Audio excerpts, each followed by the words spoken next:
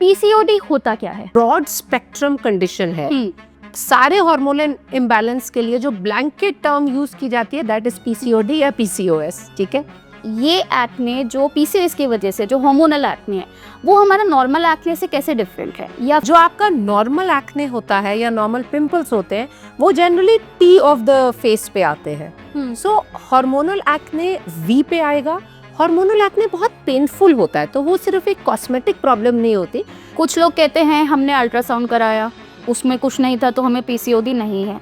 PCOS की वजह से है तो पीसीओएस ट्रीट करना पड़ेगा। सो you no it's not like कि हमने क्लिंडामाइसिन लगा लिया, नियासिनामाइड लगा लिया, रेटिनॉल, ट्रेटिनॉल, आपने सब कुछ तो देख ही लिया। आपने you have seen so many reels, you put so much, but it will not go because if it is hormonal you will need a doctor, you will need some assessment and then accordingly treatments will be given. PCOS के लिए क्या करना है? Weight reduce करना है। Weight reduce करना है, मैंने कहा बट कैसे करना है? अगर कोई पतली पेशेंट विद पीसीओएस आ जाती है, अब लगता है अब इसको क्या बोलो sir, no, because now lifestyle is not going to work, you know. She's done what she could have done, still this is happening. Polycystic ovarian disease, polycystic ovarian syndrome, PCOD या पीसीओएस, इन सब नामों में से एक नाम आपने अपने जीवन में ज़रूर सुना होगा। होता क्या है ये, क्या करता है, क्या नुकसान होते हैं, कैसे मैनेज करना है, यही सब आज हम डिस्कस करने वाले हैं। नमस्ते, मैं हूँ डॉक्टर रुचिका और हमारे साथ है doctor Soni Nanda, our very own, our very beloved at Ojas skin care. तो यही सब चीज़ें आज हम डिस्कस करेंगे, तो चलिए स्टार्ट करते हैं। तो डॉक्टर सोनी, पीसीओडी होता क्या है? आई एम श्योर रुचिका, आप देखते होंगे कि पेशेंट्स आते हैं और वो खुद ही बोलते हैं कि डॉक्टर मेरे को पीसीओडी है, मेरे को पीसीओएस है। तो बेसिकली ये ना एक बहुत ही ब्रॉड स्पेक्ट्रम कंडीशन है। और ऐसा नहीं है कि हर पीसीओडी, हर पीसीओएस बहुत सिवियर है, बहुत माइल्ड वेरिएंट्स भी होते हैं। बट प्राइमरीली इसमें क्या होता है कि एक तो majority people will have irregular cycles, but ऐसा जरूरी नहीं कि साइकिल्स रेगुलर हैं तो मेरे को पीसीओएस हो ही नहीं सकता, क्योंकि 25% पीसीओएस ऐसा होता है जिसमें साइकिल्स रेगुलर होते हैं। बट एक मेजर फैक्टर होता है irregularity of your cycles.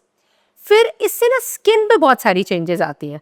So skin पे एक्ने आना, specially V of your face पे, इज यूजुअली अ साइन कि कुछ हार्मोनल इम्बैलेंस है। एंड ऑलमोस्ट सारे हार्मोनल इम्बैलेंस के लिए जो ब्लैंकेट टर्म यूज की जाती है दैट इज पीसीओडी या पीसीओएस। ठीक है, सो आपके चिन वाले एरिया में एक्ने आना, पीरियड से पहले बहुत फ्लेयर अप होना, आपके जहां बाल नहीं चाहते जैसे लोअर फेस पे वहां पे हार्ड बाल, गर्ल्स को वैसे बाल जैसे बॉयज की बियर्ड होती है, और जहां आप चाहते हो आपकी क्राउनिंग ग्लोरी वो बिल्कुल खाली। सो पीसीओएस में यहाँ बाल कम हो जाएंगे जिसको फीमेल पैटर्न बॉल्डनेस बोलते हैं। यहाँ आपको या तो हेयर ग्रोथ होगी या एक्ने होगा या दोनों होंगे। इरेगुलर साइकिल्स की कंप्लेंट्स होंगी एंड आपको ना और बॉडी पार्ट्स पे भी अनवांटेड हेयर हो सकते हैं। एंड एक और जो चीज होती है, मोस्टली पीसीओएस में आपका वेट भी ज्यादा होता है। एंड आप बहुत एक्सरसाइज कर लो, मैं तो 2 घंटे जिम रहती हूँ, मैंने तो मीठा साल से नहीं खाया, तब भी वेट हिलने को नहीं देता, बिकॉज इंसुलिन रेजिस्टेंस का कुछ कंपोनेंट होता है। बिल्कुल सही। सबसे इम्पोर्टेंट तो वो वेट गेन वाली बात कि लाइफस्टाइल चेंजेस हम एडवाइस कर रहे हैं लेकिन हो कुछ नहीं रहा है। Is right. तो एक बात बताइए डॉक्टर सोनी कि ये एक्ने जो पीसीओएस की वजह से जो हार्मोनल एक्ने है वो हमारा नॉर्मल एक्ने से कैसे डिफरेंट है? या फिर लोग कहते हैं कि बहुत ट्रीट कर लिया, ये भी करा वो भी करा, सब कर लिया लेकिन मैनेज नहीं हो पा रहा, बेटर नहीं हो पा रहा, ऐसा क्यों होता है और कैसे कर सकते हैं? सो सी, हार्मोनल एक्ने में एक तो जैसे मैंने आपको पहले भी बोला था कि आपका जो हार्मोनल एक्ने होता है ना वो वी ऑफ द फेस पे आता है। स्पेशली अगर आपको एक्ने नेक पे आना शुरू हो रहा है तो it is some hormonal imbalance. जो आपका नॉर्मल एक्ने होता है या नॉर्मल पिंपल्स होते हैं वो generally T of the face पे आते हैं। सो हार्मोनल एक्ने वी पे आएगा। हार्मोनल एक्ने बहुत पेनफुल होता है, तो वो सिर्फ एक कॉस्मेटिक प्रॉब्लम नहीं होती। मोस्टली पेशेंट्स आके बोलते हैं कि मुझे लेटने में इतना दर्द होता है, लोग पेन किलर्स लेते हैं, एंटीबायोटिक्स लेते हैं, बट एक्ने इम्प्रूव तभी होता है जब आपको साइकिल आ जाता है। So these are related to your periods, your menstrual cycle. Cycle आने के हफ्ता 10 दिन पहले बढ़ेगा, साइकिल आने के बाद थोड़ा कम होगा, लेकिन हफ्ते 10 दिन बाद दोबारा बढ़ने लग जाता है। तो ऐसे लगता है कि मेरे फेस पे तो हमेशा ही रहता है। तो अनलेस उसके बारे में आप एक्चुअली नहीं सोचो तो आपको नहीं पता चलता कि पीरियड से पहले बढ़ रहा है या नहीं बढ़ रहा है। एंड पेन बहुत ज़्यादा होता है, एंड बिकॉज ये एक्ने बहुत बड़ा होता है तो ये स्कारिंग छोड़ता है, बिल्कुल स्कारिंग एंड मार्क्स बहुत स्कारिंग एंड मार्क्स बहुत छोड़ता है। अब ये कि ट्रीट क्यों नहीं होता, क्योंकि आपको कॉज ट्रीट करना पड़ता है। तो अगर पीसीओएस की वजह से है तो पीसीओएस ट्रीट करना पड़ेगा। सो इट्स नॉट लाइक कि हमने क्लिंडामाइसिन लगा लिया, नियासिनामाइड लगा लिया, रेटिनॉल, ट्रेटिनॉल, आपने सब कुछ तो देख ही लिया, आपने you have seen so many reels, you put so much, but it will not go, because if it is hormonal, you will need a doctor, you will need some assessment, and then accordingly treatments will be given. तो इसमें assessment में क्या आता है? कुछ लोग कहते हैं हमने अल्ट्रासाउंड कराया, उसमें कुछ नहीं था तो हमें पीसीओडी नहीं है। कुछ कहते हैं कि सब कुछ ही गड़बड़ था, डॉक्टर ने कुछ टेस्ट कराए। कुछ एक ब्रॉड आइडिया जो सो दैट हमारे व्यूअर्स को पता हो कि किस टाइप के टेस्ट हैं जो कि पीसीओडी से रिलेटेड होते हैं, जो कि हमको करवाने चाहिए, या अपने डॉक्टर से हम डिस्कस कर सकते हैं उस बारे में। Right, very very important question, because you should be aware. अब आपको ये तो पता चल गया कि हार्मोनल एक्ने है कौन सा, पर अब उसका करना क्या है। सो एक तो जो अल्ट्रासाउंड होता है वो 2nd to 5th day of the period होना चाहिए, एंड जनरली अल्ट्रासाउंड को डायग्नोस्टिक माना जाता है। लेकिन देर आर केसेस जहां अल्ट्रासाउंड में कुछ नहीं आएगा तो आपको एक हार्मोनल प्रोफाइल होता है। अब हार्मोनल प्रोफाइल में डिफरेंट तरह के टेस्ट होते हैं जो डिफरेंट डॉक्टर सजेस्ट करते हैं, बट मोस्टली लैब्स आपको एक ब्रॉड हार्मोनल प्रोफाइल देता है। Thyroid is another test which should be done. PCOS में इंसुलिन रेजिस्टेंस एक बहुत कॉमन चीज होती है। तो अगर आपके साइकिल्स इरेगुलर हैं और आपको फैट थोड़ा ज्यादा है आपकी बॉडी में, जो बहुत मेहनत करने के बावजूद भी नहीं जा रहा, तो आप अपनी इंसुलिन लेवल्स करा सकते हैं फास्टिंग और खाने के बाद। एंड एक होमा आईआर टेस्ट होता है जो आपको इंसुलिन रेजिस्टेंस के बारे में बताएगा। तो बेसिकली ये टेस्ट होते हैं जो कि कंफर्म करेंगे कि आपको पॉलीसिस्टिक ओवरीज है या नहीं है। सो बेसिकली अगर आपका अल्ट्रासाउंड नॉर्मल है बट हार्मोनल टेस्ट में गड़बड़ आ रही है, दैट डज नॉट मीन कि अल्ट्रासाउंड नॉर्मल है तो मेरे को पीसीओडी नहीं होगा। अगर हार्मोनल टेस्ट गड़बड़ है तो पीसीओडी हो सकता है। मे बी दोनों चीज़ गड़बड़ हो या फिर सिर्फ पीसीओ अल्ट्रासाउंड गड़बड़ हो, हार्मोनल टेस्ट आपके नॉर्मल हो, वो इंडिविजुअल टू इंडिविजुअल आपका वेरी कर जाता है। ऑल्सो ना हार्मोनल टेस्ट आपके विद इन द रेंज होंगे, लेकिन जो इनको रेशियोज होते हैं वो ऑल्टर्ड होते हैं। तो जनरली ये टेस्ट रीड करने के लिए ना आपको डॉक्टर की रिक्वायरमेंट रहेगी, अनलेस कि हाँ टेस्टोस्टेरोन ही एक फीमेल में बहुत हाई आ गया। We know testosterone is a male hormone, तो वो फीमेल में रहेगा तो कुछ ना कुछ प्रॉब्लम तो करेगा ही करेगा, तो अगर वही बहुत हाई आ गया but then again for treatment you need a doctor. So test पे अगर आप एक बार पूछ के करा लेंगे तो that would be better. And एक प्रोलैक्टिन है जो बहुत कॉमनली हम देखते हैं कि आईएसएफ रहता है। एंड लोगों का पीसीओएस में एक जो बहुत बड़ा फियर रहता है ना कि एलोपैथी में तो हमेशा कॉन्ट्रासेप्टिव पिल्स देंगे, बट ऐसा नहीं है। अगर आपका प्रोलैक्टिन बढ़ा है आपको कॉन्ट्रासेप्टिव पिल क्यों देगा कोई? आपका थायराइड बढ़ा है तो थायराइड ही ठीक किया जाएगा। एंड अगर आप में इंसुलिन रेजिस्टेंस है, आपका होमा आईआर ठीक नहीं है, तो फिर तो बस आपको एक बेसिक सी मेडिसिन दी जाएगी, साथ में आप अपनी लाइफस्टाइल चेंजेस जो आप कर रहे हो, जो आपने मीठा छोड़ा हुआ है, फ्राइड छोड़ा हुआ है, 2-2 घंटे जिम जा रहे हो, बस वो सब करोगे, आप देखोगे कि जो आपका वेट पहले हिल नहीं रहा था वो इतनी जल्दी मूव करेगा। And in I would say more than 50% of the cases of PCOS, weight reduction is the only solution which is needed. ये हर गायनिक मतलब मैं अपनी गायनी फ्रेंड से भी बात करती हूँ, पीसीओएस के लिए क्या करना है? वेट रिड्यूस करना है, वेट रिड्यूस करना है। मैंने कहा बट कैसे करना है? कुछ एक उस पे एडवाइस। तो हमको डाइटरी में एंड लाइफस्टाइल में क्या क्या चेंज करना है? ये यही रुचिका की बात की वेट लॉस। अगर कोई पतली पेशेंट विद पीसीओएस आ जाती है, अब लगता है अब इसको क्या बोलो sir, because now lifestyle is not going to work, she's done what she could have done, still this is happening. So coming to your point कि डाइट में क्या बोलना है, आजकल there is a lot of trend of leaving gluten, leaving dairy. मेरे को ना उसके प्रो पता है ना कॉन्स पता है, but generally because see this is not my field, but generally speaking एक लो कार्ब डाइट, एक high protein diet, you will need something जो कि आपके बीएमआर को बढ़ा दे। ऐसा नहीं कि डायरेक्टली हम वेट पे ही कर रहे हैं। आप बोलो कि मैं तो 3-4 महीने से इतनी एक्सरसाइज कर रही हूँ, मेरा वेट बिल्कुल नहीं कम हुआ, तो भी आपका बीएमआर बढ़ता है। That is what we want. So एक नॉर्मल जनरल हेल्दी डाइट में भी आप हफ्ते में एक बार चीट कर लो, and you can have some sweets if you want. And also जब आप टेस्ट करा चुके होगे ना और पता चल जाएगा कि प्रॉब्लम क्या है, साथ में उसकी मेडिकल ट्रीटमेंट चल रही होगी, तो आपके ये सारे मेजर्स आपको बेटर रिजल्ट देंगे। ट्रू। तो बेसिकली मीठा एक इन जनरल होता है जो हम सबको अवॉइड करना है। चीट डे भी बहुत ज़्यादा नहीं लेना है, थोड़ा थोड़ा ही लेना है। प्राइड भी ऐसा नहीं मीठा तो बंद कर दिया, पेस्ट्री नहीं खा रहे पर समोसे कचौड़ी चल रहा है, तो प्राइड कम करना पड़ेगा। राइट भी कम करना पड़ेगा। एंड एक्सरसाइज में I think any sort of exercise I believe works कि एटलीस्ट आप कुछ फिजिकल एक्टिविटी कर रहे हो। राइट, तो फिजिकल एक्टिविटी के बारे में ना बाकी तो यू कैन चूज, कोई योगा कर रहा है, कोई स्ट्रेंथ ट्रेनिंग कर रहा है, जो जो आपको करना है। लेकिन अगर आप बाहर अपने फ्रेंड्स के साथ टहल रहे हो और आप वॉक कर रहे हो, that is not exercise. Walk में आपकी इतनी ब्रिस्क वॉक होनी चाहिए कि आप किसी से बात नहीं कर पाओ।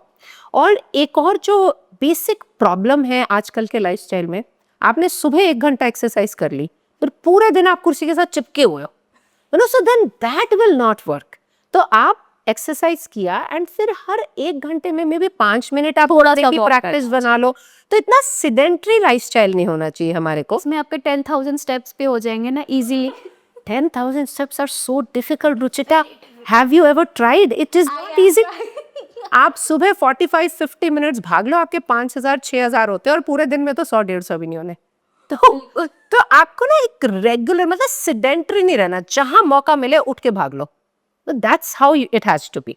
So basically with exercise we are working on our insulin resistance वाला जो component होता है, तो ये PCOS में तो हेल्प करेगा ही। इन फ्यूचर अगर आपको डायबिटीज़ का रिस्क है, प्री डायबिटिक हो अगर आप उस स्टेज में हो, तो वो उसको भी कम करने में हेल्प करता है ना। तो चलिए अब ये बात करते हैं कि एक्ने है, हेयर ग्रोथ है, what kind of treatments do we as a dermatologist help in providing to PCOS patients? Excessive for PCOS patients ना कुछ तो हम अकेले मैनेज कर लेते हैं और कुछ में हमें साथ में गायनी सपोर्ट की रिक्वायरमेंट होती है। और फीमेल्स में ये भी बहुत डिपेंड करता है कि उनका फैमिली कंप्लीट है कि नहीं, वो मैरिड है, वो अनमैरिड है, वो अभी बेबी प्लान कर रहे हैं, तो उस हिसाब से हमें देखना पड़ता है।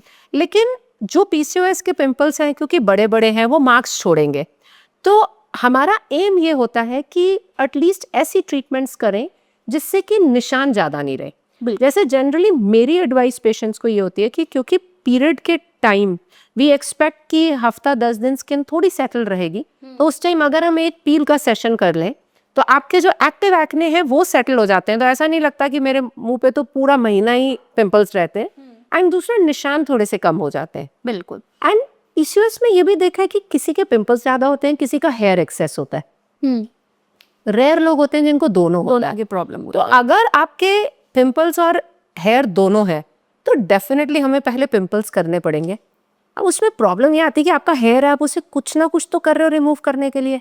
आप चाहे शेविंग कर रहे हो, आप चाहे वैक्सिंग, थ्रेडिंग, उन सबसे पिंपल्स बढ़ते हैं। बिल्कुल। So these are the tricky cases जहाँ पे हमें मेडिकल ट्रीटमेंट बड़ी अपनी अग्रेसिव रखनी पड़ती है।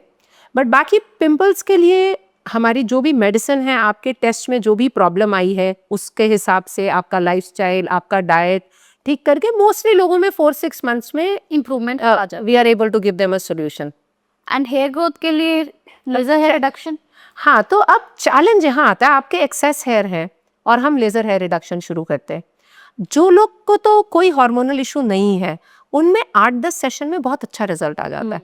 लेकिन जहाँ आपको पीसीओएस है और आपको कुछ हार्मोनल प्रॉब्लम है, सो लेजर क्या करता है ना, आपको डिले ऑफ ग्रोथ देता है, नंबर ऑफ हेयर कम करेगा, रिमेनिंग हेयर फाइन करेगा।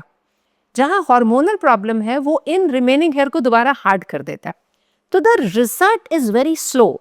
You might need 18 sessions, you might need 20 sessions, but having said that, कितने भी सेशन चाहिए आपको करना लेजर ही है। यू नो, साथ में मेडिकल ट्रीटमेंट चलेगी एंड आई एम श्योर आपके डॉक्टर आपको लाइन कर देंगे कि यू नो इसमें आपको नंबर ऑफ सेशंस ज़्यादा चाहिए है, but that you know, mental preparation is needed before you start your laser hair reduction sessions. Extra hair हो रहा है जहाँ नहीं चाहिए वो, जैसे आपने कहा था, और जहाँ पे चाहिए वहाँ से लॉस हो रहा है। राइट। ये हेयर फॉल, जो फीमेल पैटर्न हेयर लॉस जो होता है, वो आपका टीलोजन एफ्लूवियम जो एक होता है ना कि बीमार हुए उसके बाद हेयर फॉल हो रहा है, या मेल पैटर्न हेयर लॉस, इससे कितना सिमिलर है, कितना डिफरेंट है, क्या होता है इसमें? सो जो ये पीसीओएस के साथ जो हम देखते हैं वो बेसिकली हेयर थिनिंग होती है, आपकी मांग चौड़ी होने लग जाती है। सो यू नो जिन एरिया पीसीओएस में क्या हो रहा है कि आपके अंदर मेल हार्मोन बढ़ रहा है, तो जैसे मेल का पैटर्न बॉल्डनेस होती है कि उनके इधर से बाल चले जाएंगे, वैसे ही धीरे धीरे फीमेल्स का होने लग जाता है। तो ये सिर्फ पीसीओएस में नहीं, ये मेनोपॉज के पास भी कॉमन चीज देखी जाती है कि यू नो आके लोग दिखाएंगे कि यहाँ से तो बिल्कुल गंजी हो गई हो एंड मांग अब बहुत ब्रॉड हो गई है। एंड क्योंकि बाल बेसिकली पीसीओएस से आपका बाल पतला हो रहा है, अब वो बाल पतला हो गया, कॉम्प्रोमाइज है, अगर आपकी डाइट ठीक नहीं है, स्ट्रेस है, सीजन है, तो वो गिरने लग जाता है। But the basic problem is here thinning. And again अगर बेसिक कॉज पीसीओएस का ट्रीट कर लिया जाए, आपका कोई हार्मोन में प्रॉब्लम है वो ठीक कर ली जाए, इंसुलिन रेजिस्टेंस है वो ठीक कर ली जाए, वेट इज द इशू वो ठीक कर ली जाए, तो मोस्टली केसेस में उसके साथ हेयर भी इम्प्रूव हो जाता है। बट यस, बिना पीसीओएस ट्रीट किए ये वाली हेयर थिनिंग ट्रीट नहीं होगी। तो मोस्टली लोग आते हैं कि मैंने तो इतनी देर बायोटीन खा ली एंड बहुत सारे सीरम्स देख के लगा लिए, बट यहाँ पे आपको अंदर से कुछ दवाई चाहिए जो आपका हार्मोन बैलेंस खराब हो रहा है उसको नॉर्मलाइज करने के लिए, एंड फिर आपके बाल अपने आप से ठीक हो जाएंगे। बट हाँ, अगर गिर रहे हैं साथ में तो कुछ सप्लीमेंट्स डेफिनेटली ऐड किए जा सकते हैं। बेसिकली डाइट एंड लाइफस्टाइल, वही लाइफस्टाइल चेंजेस वो तो मस्ट है। इसके ऊपर हेयर के लिए हेयर फॉल है, जो भी डेफिशिएंसी है, तो या तो हम उसको ट्रीट कर रहे हैं, उसको सप्लीमेंट कर रहे हैं, कोई सोल्यूशन नीडेड है तो हम उसको लगा रहे हैं। But first and foremost lifestyle changes. And ऐसा नहीं है कि anybody who's fat will have PCOS and anybody who's thin will not have PCOS. It's not like that. It's about your BMR. आपका बॉडी का मेटाबॉलिज्म रेट कैसा है। सो ये नहीं है कि वो बस वेट कम करना is the solution. Being more active, having more healthy food choices, less stress, regular sleep patterns. Yes, ये जो 1-2 बजे तक स्क्रोलिंग चलती है, if we can just avoid that, बार बार वही तो चीज देख रहे हो आप, तो उसका कोई फायदा नहीं हो रहा ना। सो बेसिकली ओवरऑल जितना हम अपना लाइफस्टाइल इंप्रूव कर सके। तो वो जो बोलते ना, जल्दी सो जल्दी उठो, वॉक करो, वो ही हमको अपनाना पड़ेगा। राइट।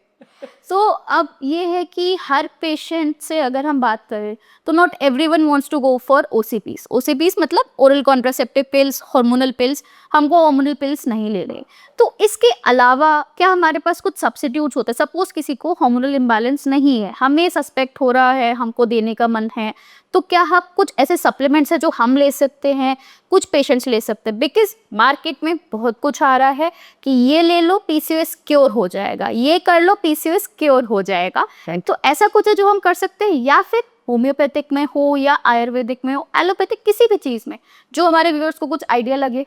राइट। सो एक तो पीसीओएस का सोल्यूशन कॉन्ट्रासेप्टिव पिल्स है। This is a myth. Contraceptive pills सिर्फ वहां दिए जाते हैं जहां पे दिखता है कि टेस्टोस्टेरोन बढ़ा हुआ है या आपका प्रोजेस्टेरोन बढ़ा हुआ है या कोई हार्मोन दिख रहा है कि प्रॉब्लम है, पीरियड इरेगुलर है आपके। बट बाकी जैसे मैंने पहले भी बोला था, more than 50% of the cases lifestyle changes, and in cases में इंसुलिन रेजिस्टेंस का कंपोनेंट होता है।